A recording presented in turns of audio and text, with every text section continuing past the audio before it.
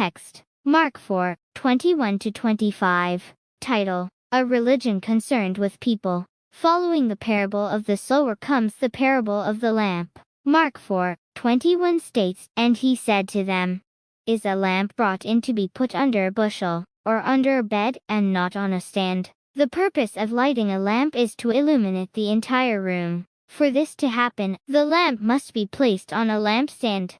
If it's hidden under a bed or a basket, its purpose is defeated." Jesus begins this parable with a simple, common-sense observation, and then transitions to a deeper spiritual meaning about the kingdom of God. But what is the kingdom of God? Why does Jesus use a lamp to describe it? The original Greek text uses the definite article ho, attached to the word lamp, turning it into ho. Luke knows which translates to the lamp. Without the definite article, it would simply mean a lamp or one of many lamps. However, with ho, it signifies the lamp, the unique and singular lamp. This detail emphasizes that Jesus is not one truth among many, but the ultimate truth. In what way is Jesus the only truth?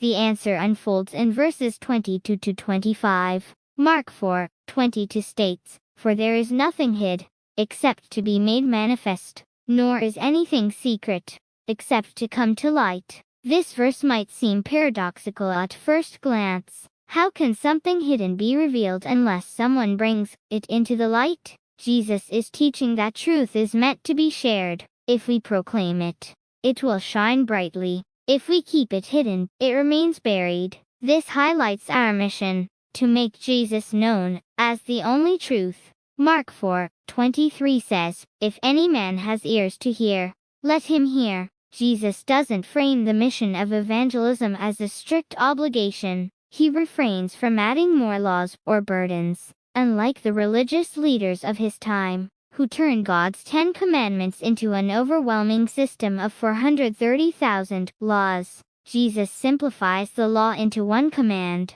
love one another. His focus is on relationships, not rules. Mark 4:24 continues, "And he said to them, Take heed what you hear. The measure you give will be the measure you get, and still more will be given you." Jesus warns his listeners to discern carefully what they accept as truth. The teachers of the law often criticized others, but failed to practice what they preached. Those who follow their example become like them, critical but empty. Mark 4:25 adds, "For to him who has will more be given, and from him who has not, even what he has will be taken away." This verse raises two questions: who is rich, and what are they rich in? The rich are those who have accepted the truth of Jesus, and they grow richer in the love of God. Conversely, the poor are legalists, those focused on rules rather than relationships, and they become poorer in God's love. The gap widens over time.